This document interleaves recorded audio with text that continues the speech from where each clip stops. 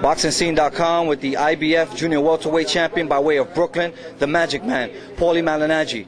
Paulie, how frustrating is it after winning your title in such a dynamic performance to not be able to get a date right away?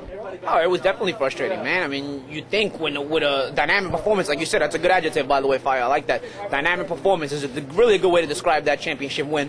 On January 5th, I just got to make up for it. You know what I mean? 6 months off with no injury. After I had all those injuries, I had to take time off because of those. Now I got no injuries and I got to take 6 months off. That's frustrating. So I'm going to take it out on Herman Ngoudjo. After that performance, I'm sure that you were looking at big names in big fights. How frustrating is it to have to get in the ring with a person who many fighters don't know? Yeah, it's frustrating, man, because after I won the title, especially the way I won it, they were mentioning my name alongside Ricky Hatton and possibly making that fight, and I was getting excited, man. I was getting butterflies. I could not wait for these things to get going. And then all of a sudden, nothing. For months, nothing goes on. So it gets frustrating, but at a certain point, I'm just glad I got to fight because it started to look like I wasn't ever going to fight anymore, you know? So I'm glad I got a fight. I got to big up Showtime for giving me the opportunity because I hadn't been fighting on their network. The fact that they gave me the opportunity, I'm very appreciative of to them. And big up to Ken Hirschman for doing that for me. Your fight is scheduled for January 5th.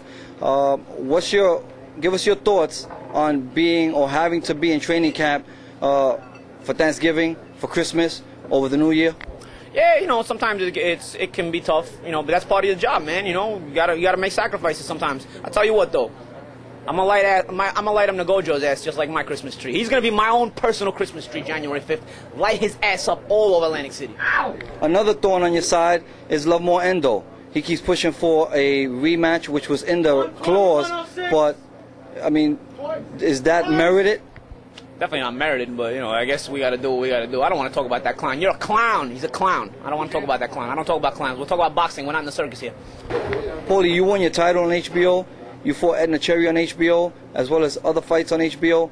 How does it feel to be moving over to Showtime?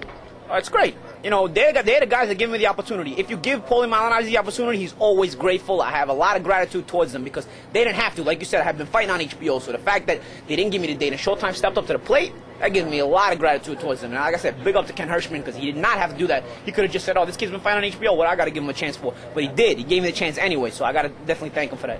Some markings on your nose, is that from sparring, and what does that say about how hard you're sparring? Oh yeah, man, I'm always sparring, man.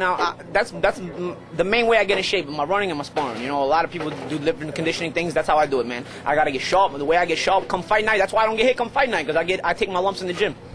Getting sharp in the ring, looking sharp in this interview. Is there anything you want to say to your fans and all the viewers of BoxingScene.com? I'm gonna be sharp January 5th also. Don't forget that.